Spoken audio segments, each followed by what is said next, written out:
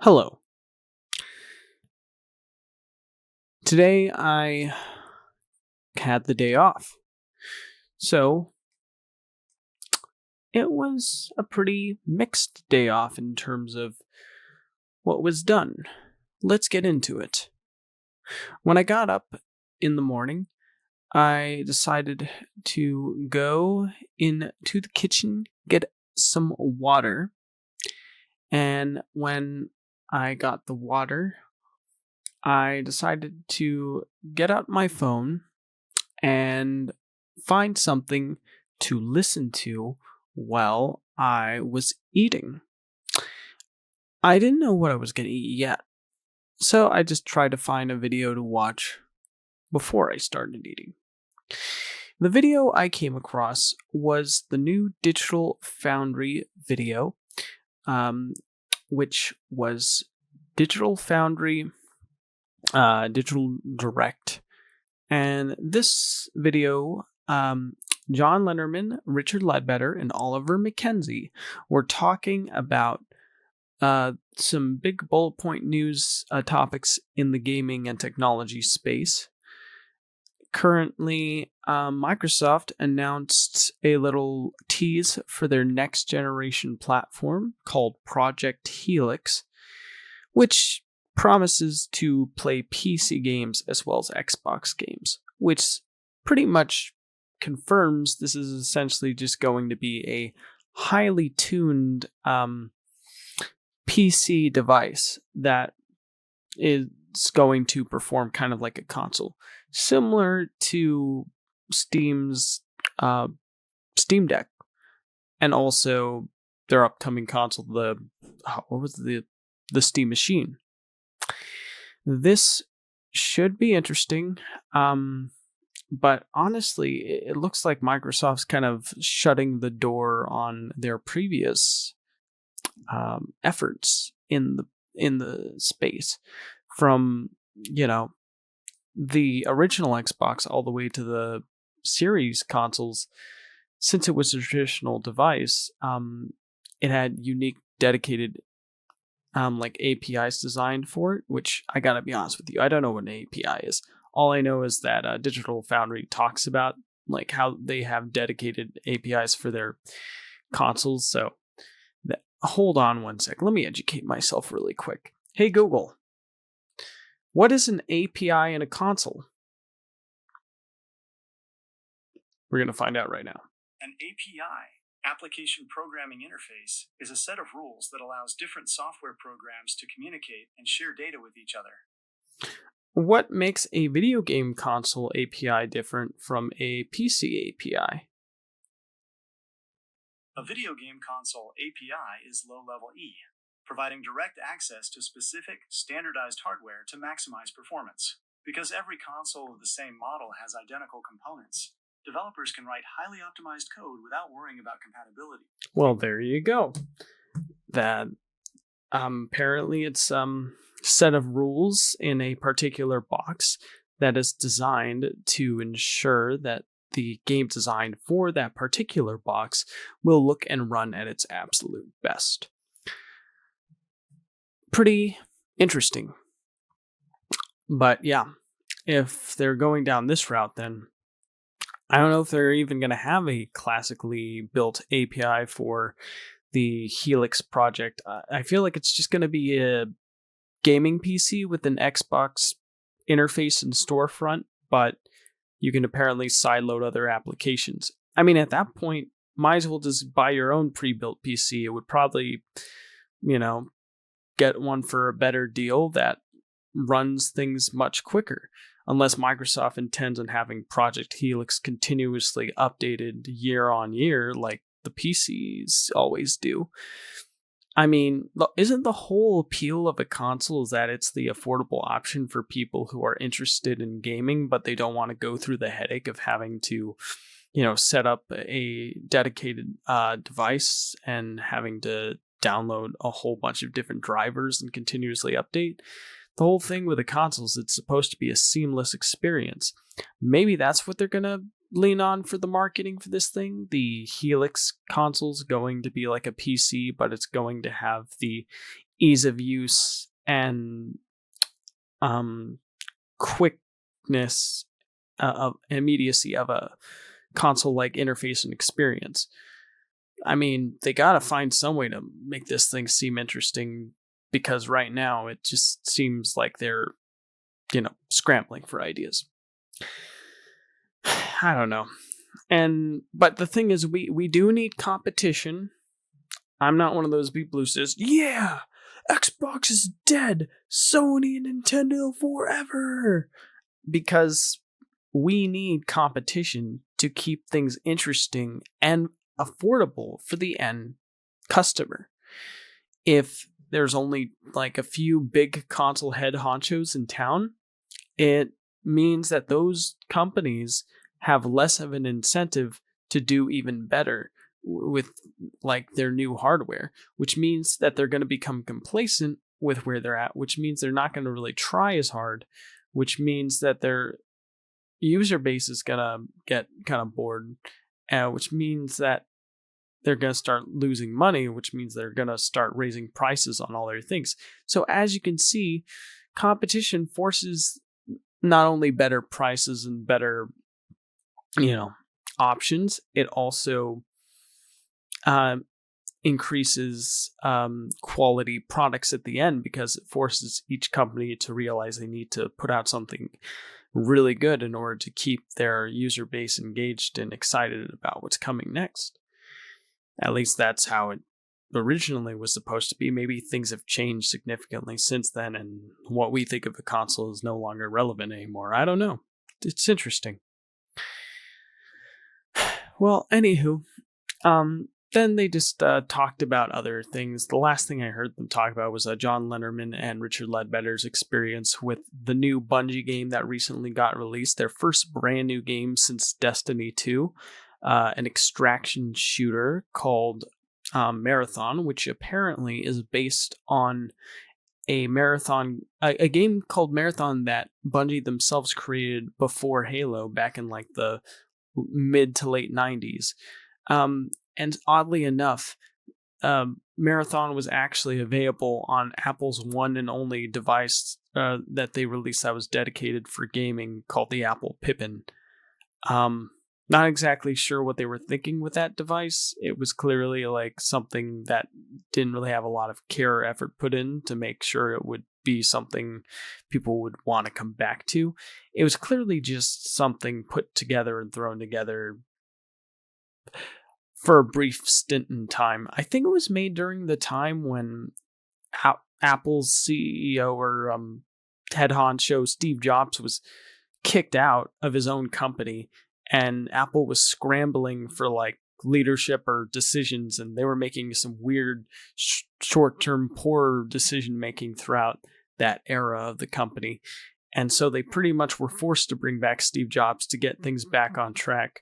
And lo and behold, that's when stuff like, MacBooks, iPods, iPhones, all that stuff started to rise. And now it's pretty much changed the landscape of the world for better and for worse today.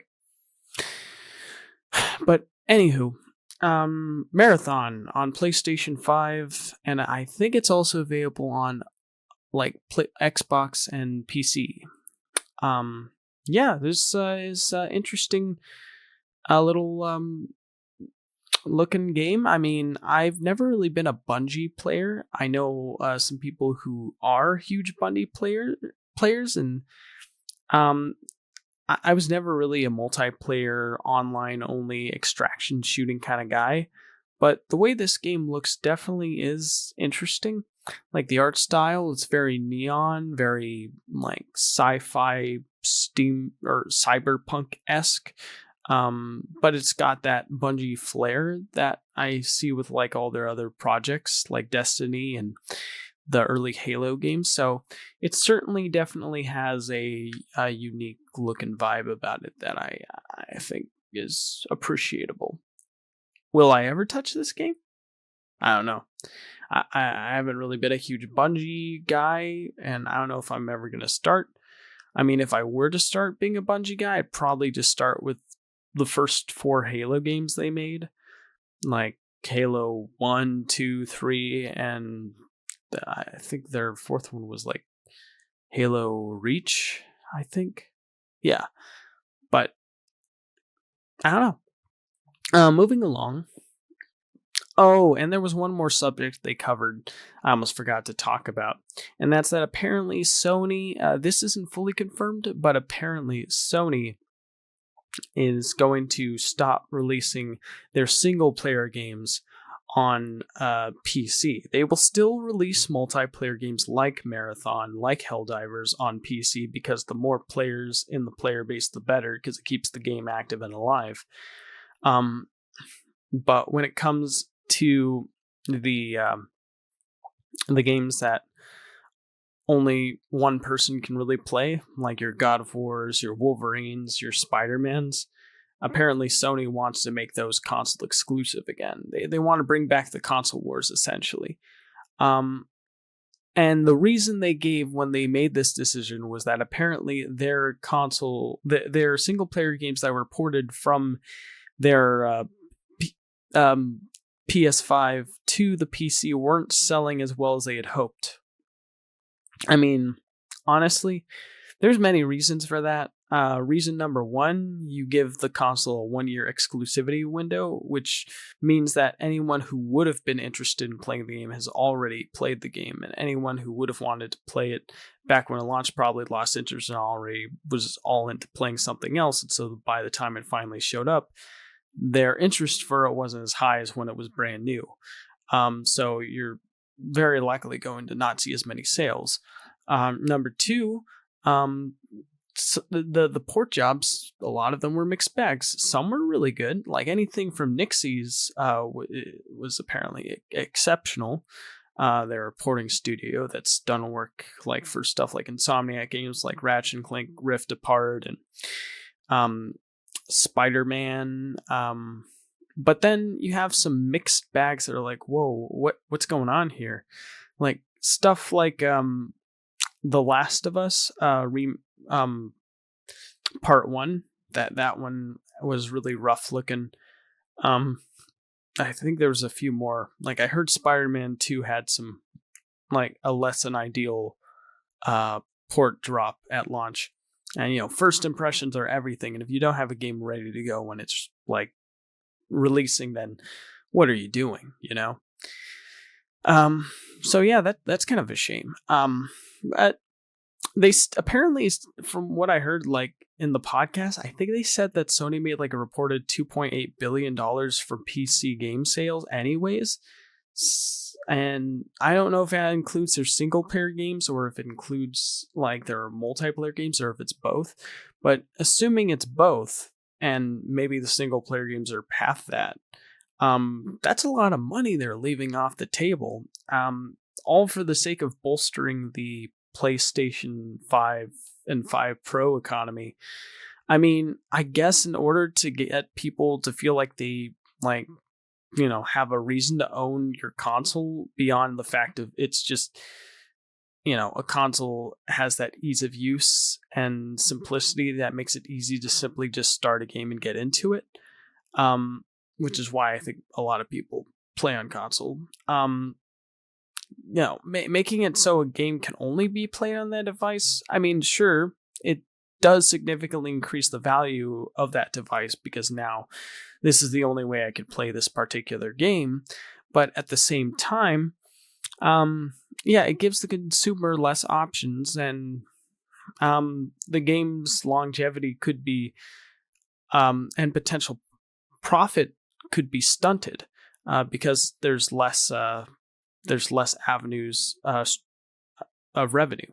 So I think maybe the real reason why Sony is probably avoiding releasing their games on PC, at least the single player ones, multiplayer ones will continue to get PC releases, but the single player ones, apparently their reason was they weren't selling as well. But I think the real reason is because Xbox announced that PC and Xbox games will be playable on the new Project Helix, and maybe that felt like a threat to Sony, even though the Helix was announced a day after Sony announced the single players may not come to PC anymore.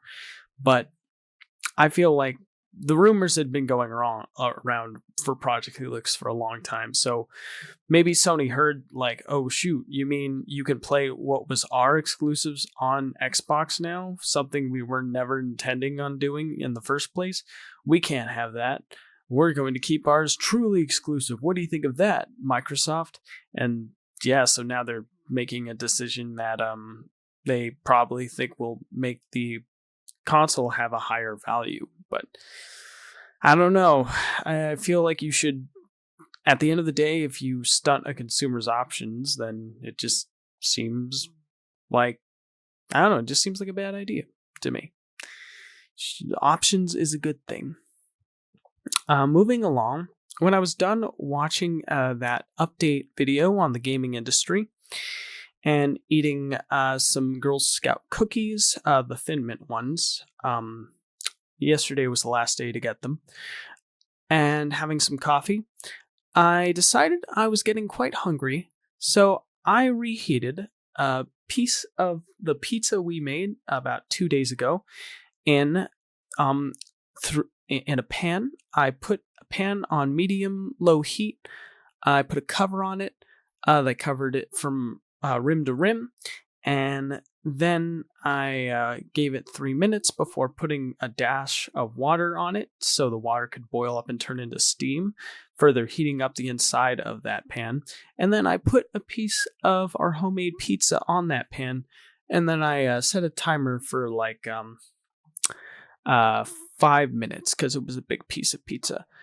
And when it was ready to go, I took that first bite.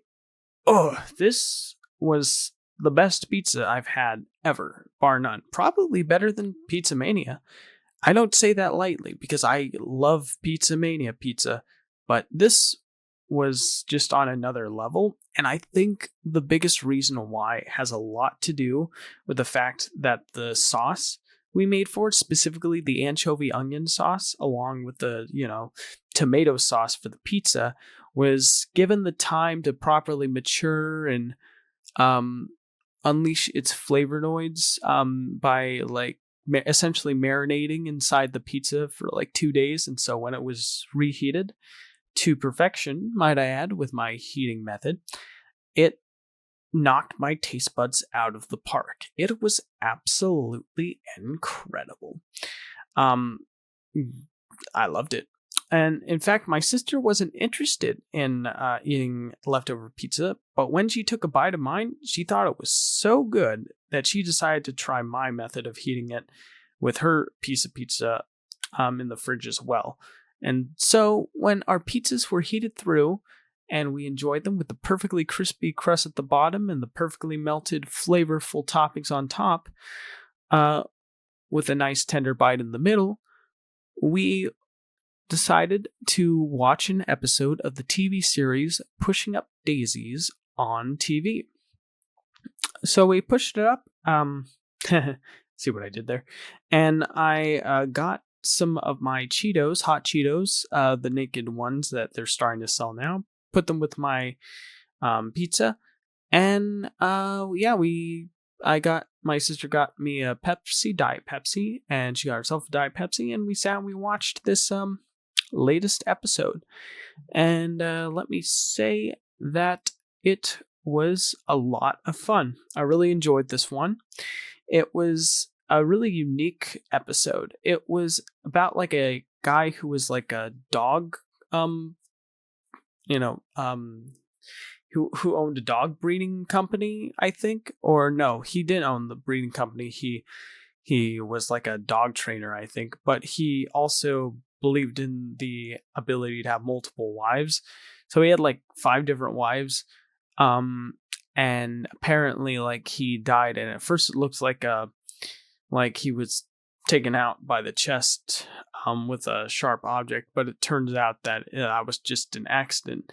And the real cause of dying was drinking his coffee, which appeared to have a poison in it.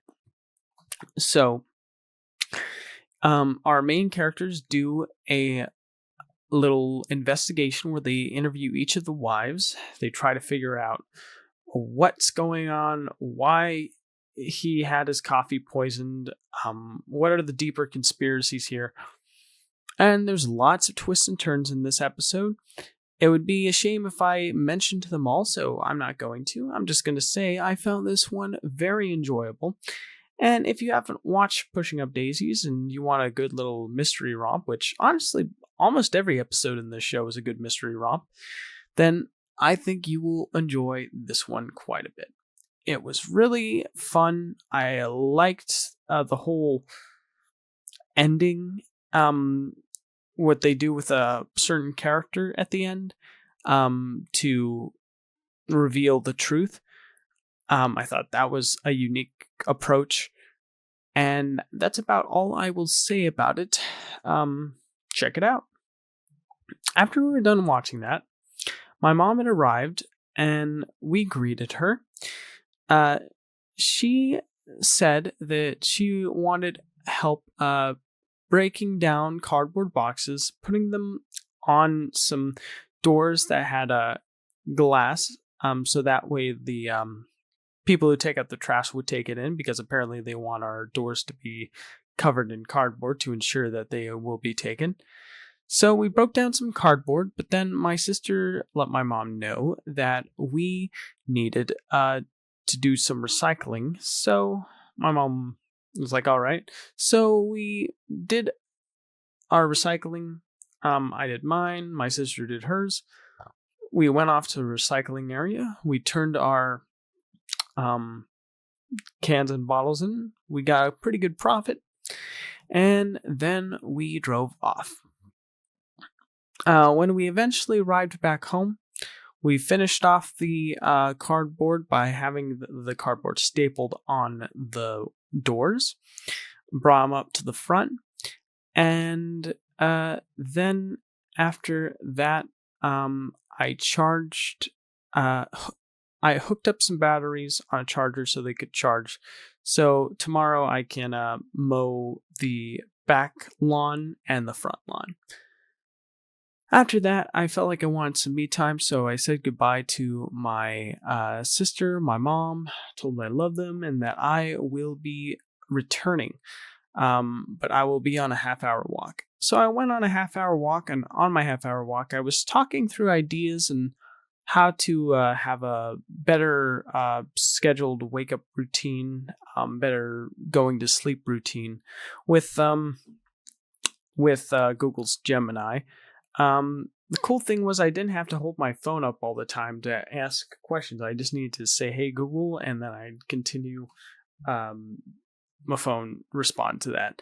And then I just needed to continue to talk about what was on my mind. And I thought that was pretty cool. I really liked that. Eventually, I arrived home after my half-hour walk. I ended the walk with a little jog while listening to the song Forever Your Girl, which I think has a fun little beat to it. And when I arrived there, my mom was going off with our family friend to a Bible study. And so I decided to spend some time doing a little bit of brain jam. Then I needed to use the restroom, so I used the restroom. When I was done with that, I decided to go, and I was getting hungry, so I deep fried some chicken tenders. The first time I've ever done that. Normally, I air fry the chicken tenders, or I bake them, but I wanted to see what they tasted like deep fried. To be honest, not too different from air fried or baked. I guess they were slightly more crispy. But it wasn't like insanely a world difference to the point where I'd have to dump insane amounts of oil into a pan to have it again and again like that. It was just a one-off little experience that I wanted to try just to see what it was like. And I'm glad I was able to satisfy my curiosity. Then I told my sister, who I greeted, if she'd be interested in trying an experiment where we had coconut shrimp, frozen coconut shrimp, and I would fry one half of it and she would air fry the other half, and then we would eat both and do our little review on what we think of them. So she agreed, and so we got started. When we were done making our portions, my mom arrived, and our family friend arrived. So I decided to record a little review video where my sister, my mom, and me would all try these shrimps. And when the camera's pointed at me, my sister would be holding the camera. And we tried the deep fried ones and the air fried ones. I will say I liked the air fried ones better. I thought they were more light, they were more airy. You tasted the shrimp a bit more. I feel like the deep fried ones had a more of a fattiness around them. They were a little more they weren't as crispy. They were, like the fried ones had a slight moistness to them. Even though they were still crispy, but a slight moistness. And the flavor of the shrimp was a little offset by the flavor of the oil that was used to fry the shrimp, whereas the air fried one, it was just 100% shrimp and coconut. Regardless, though, I still feel like they were both really good, but if I were to choose an option to cook them again for eating, I definitely would go with the air fry option. Not only does it save money on oil and it's healthier, I think it tastes better. After that, I went in my room and I was trying to get started on some more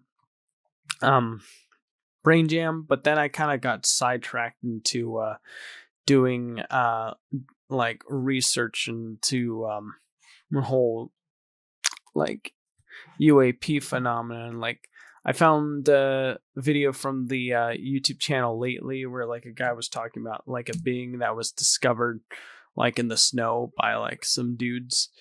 And then I was like watching Jesse Michaels video where he was talking about, well, he wasn't talking, he had two physicists, Eric Weinstein and Eric Davis, both talking about what they believe in the UAP phenomenon. And then finally, what else? I just got into like a Mexican like YouTube channel that, and I used Google Translate to just talk like read what they were talking about, like with grays and like footage of supposed grays. And then I got into like New Thinking Aloud with Jeffrey Mishlove in Presence 0266. What have we learned about mantis like aliens? I just started that video before I was like, wait a minute, I haven't really done my update video and I haven't done any brain jam either. So I should at least do the update video before I clock out for tonight. So here it is.